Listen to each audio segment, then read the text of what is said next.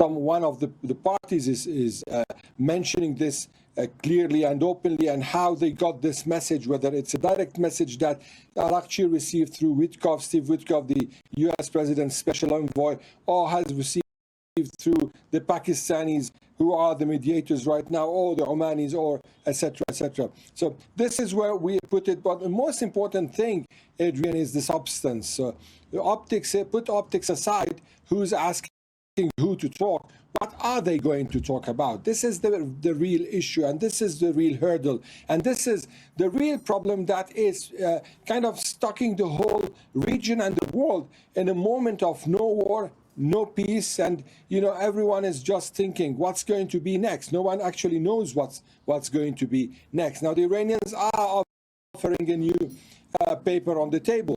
We're not going to negotiate nuclear. We're not going to talk the status of the Strait of Hormuz. This is what they're saying. We are ready to talk about the permanent end of this war and opening the Strait of Hormuz in a later stage. This is what's on the table right now.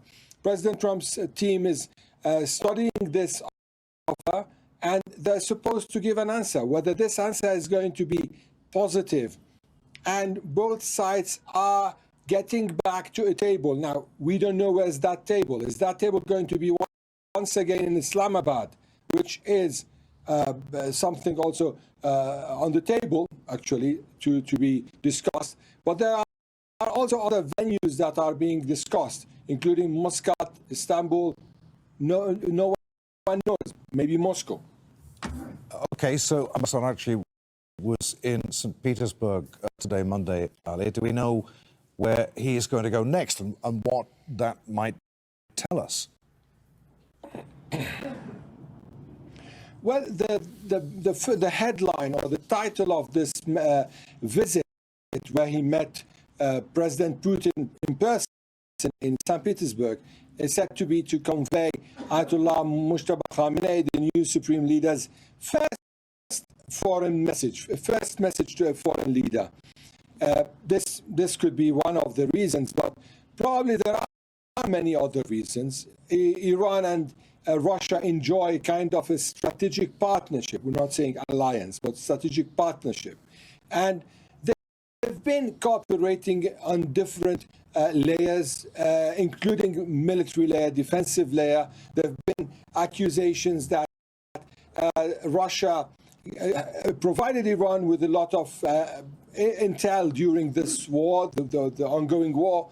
And at the same time, we know that part of Iran's military arsenal is also related to Russian or Eastern weapons. So this could be one. Also, we know that in the war, in Russia's war on Ukraine, Iran provided Russia with the Shahed drones. The Iranians denied that they've done that during the war, but before the war. Now, regardless of that, so there is already this line between both countries. So, yeah, I mean, there are many issues that could be between them. Al Jazeera's Ali Hashim reporting live from Tehran. Ali, many thanks. Russia's President Vladimir Putin says that Iran and Russia are strategic partners. He made the comments after the meeting with Iran's foreign minister. We see how courageously and heroically the Iranian people are fighting for their independence and sovereignty. Of course, we very much hope that, based on this courage and will for independence, the Iranian people will, under the leadership of a new leader, make it through this difficult period of trials, and that peace will follow. From our side, we will do everything that is in your interest, in the interest of all nations in the region, so that peace is reached as soon as possible. Al Jazeera's Yulia Shapovalova has more now on the visit from Moscow. What we've just heard was just the tip of the iceberg, because we heard just something what was meant for journalists. Vladimir Putin stated that the people of Iran are heroically fighting for their sovereignty, that Russia hopes that the Iranian people will overcome this really hard period of time and that peace will prevail.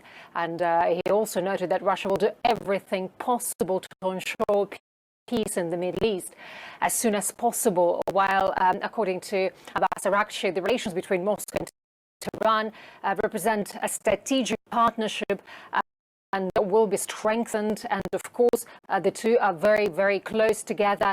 And of course, everyone is interested whether Russia supplies weapons to Iran, but the Kremlin, as we know, has denied many times these weapons supplies to Iran, despite the comprehensive partnership agreement between the two, because it is actually aimed at strengthening military cooperation between the two countries and includes security and defense, but it excludes the formation of a military alliance.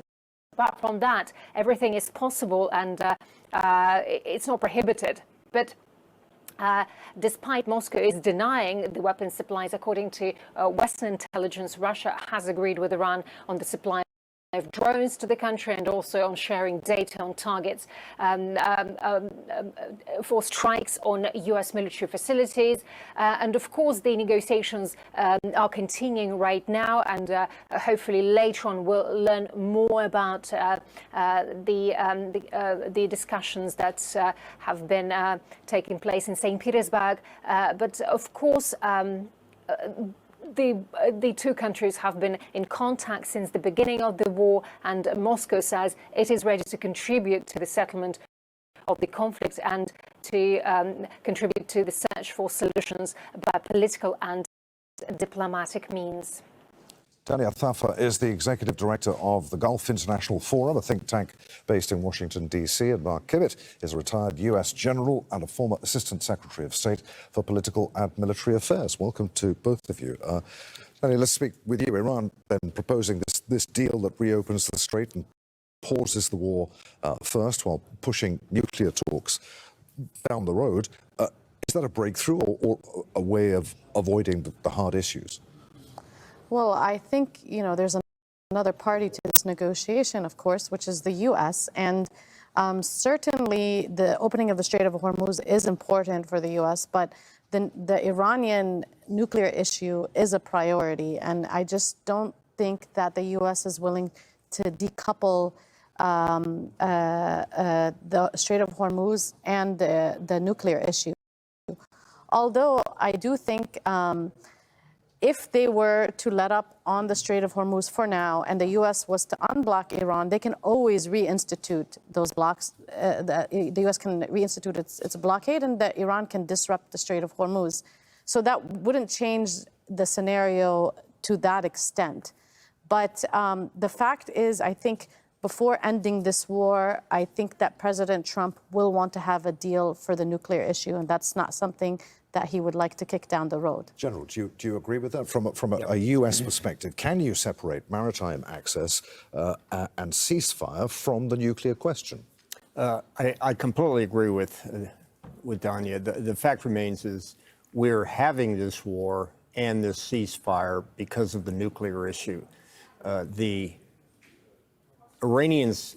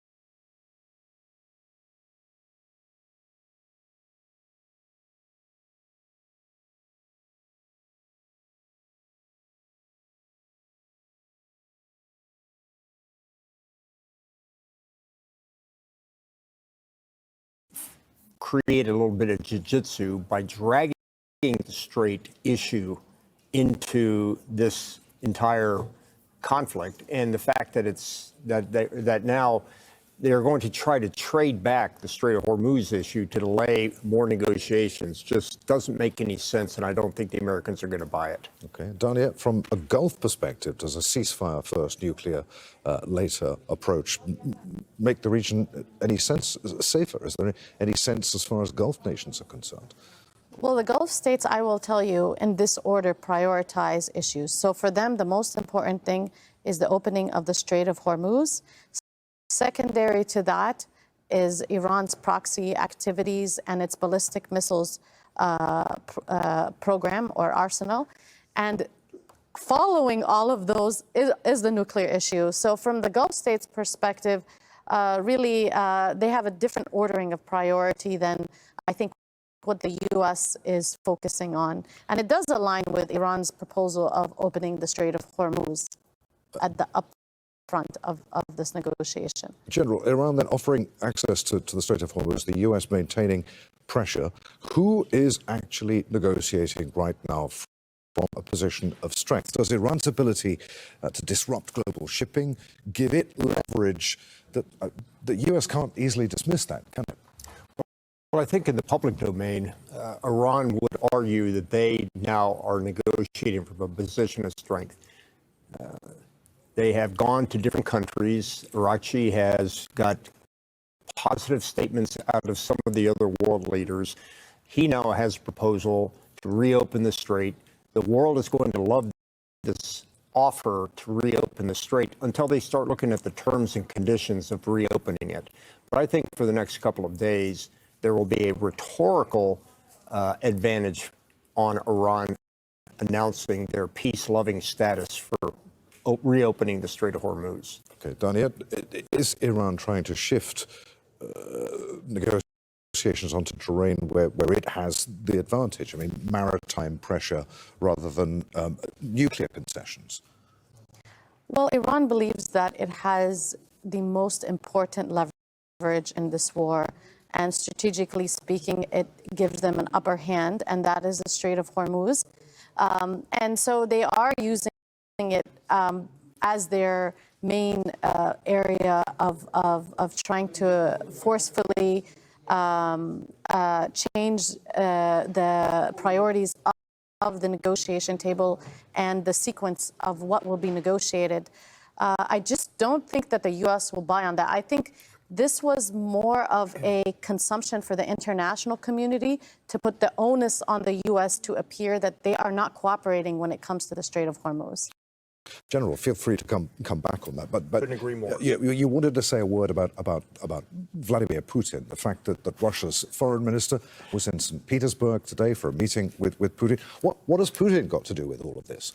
Well, certainly the fact that President Putin at this point is so anti-American and a significant world power, he gets some advantage by having President Putin endorse his plan.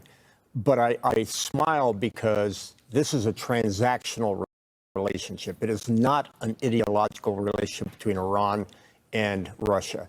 Vladimir Putin said the worst event, the worst of the 21st century and the 20th and 21st century was the fall of the Soviet Union. Now, let's remember, the Russian Revolution was all about getting religion out of government domain and interfering with government. The Iranian Revolution is all about bringing religion into the ruling part of government. So there couldn't be two revolutions more distant. There couldn't be two countries more distant ideologically. Right, so what was in it for Iran? Why did Iran's foreign minister go there? Russia is still a major superpower, has the second largest nuclear arsenal in the world. He knows he